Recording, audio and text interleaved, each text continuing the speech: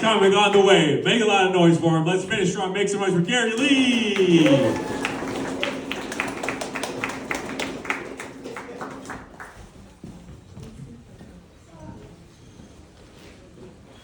Give it for Devin.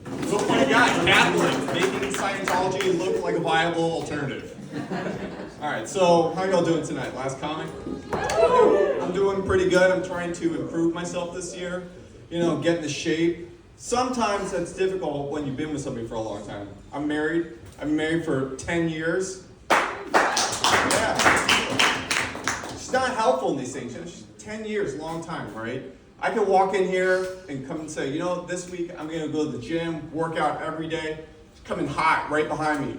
You won't? Because she knows. She knows I'm full of shit. She knows I haven't worked out since like the Obama administration. Marriage, you know. The marriage is tough. You know, the statistic they say is 50% of marriages end in divorce. I don't know if I believe in that. You know, like maybe 50% of dum-dums. Like 50% of nincompoops, you know? Like, I can see divorce for most weddings, like, coming from, like, a mile away, you know? Like, the guy eats at the strip club buffet. Okay, that's gonna be a problem. So, you know, like, how long are you supposed to date before you get married?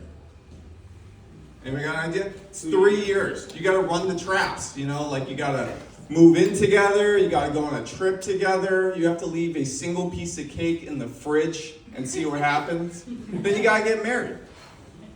So anyways, so I'm married to a white one, you know, so I get to see all kinds of fun white people things. Like I went to a real old money waspy wedding this summer, you know, the kind where like the flag is like spiraled ham and vodka, and I'm like a Make-A-Wish kid to them. And I'm sitting at the minority table. I don't know if you ran into her. Her family is crazy rich. They are cheap, though. I joke that my father-in-law is going to be the first person to give me an inheritance loan. Just slip the money right into the coffin every month. You know, white people, though, I appreciate them. I appreciate their effort. I have an old white person friend. His name's Jim. And he was telling me, he was like, you know what? You should be so proud. Your people are so hardworking and industrious. I'm Vietnamese, by the way. And I gotta say, I was really touched. I was like, Jim, what can I do? Can I go into the basement and like make you a pair of Nikes or something?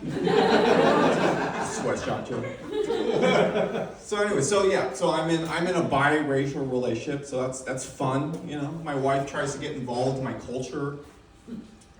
And one of the things about my family, I don't tell my parents I love them very often. My parents do not tell me they love me. So my wife's like, you know, next time you talk to your dad, you should tell him you love him. You guys will have a big breakthrough, and it'd be lovely. I'm like, okay, it's not gonna work, okay. So I call my dad, and I'm always sitting right here. Ring, ring, ring, talk to my dad, blah, blah. At the end of the conversation, I'm like, Dad, I love you. Pause. Okay. You know, so I got kids too. Kids are fun, you know. I got a 5 and a 7-year-old.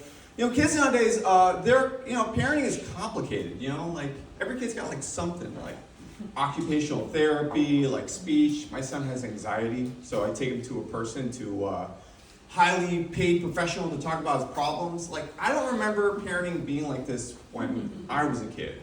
Like, we had a problem like this, like, didn't we used to have bullies for this type of thing? Like, you got a list, like, get that shit out of here. But, so... You're right. So you put a lot into like being a parent. You think that the stuff you do is like shaping them as a person. You put good stuff. Like I put a lot of effort into cultivating a diverse musical palette for my children. My kids love Nickelback. Like hardcore in the car every day. Not like Nickelback you listen to, like the new stuff, like the 2025s. I never thought I'd be in the position to say, you know, if you're gonna listen to Nickelback, at least listen to the good stuff.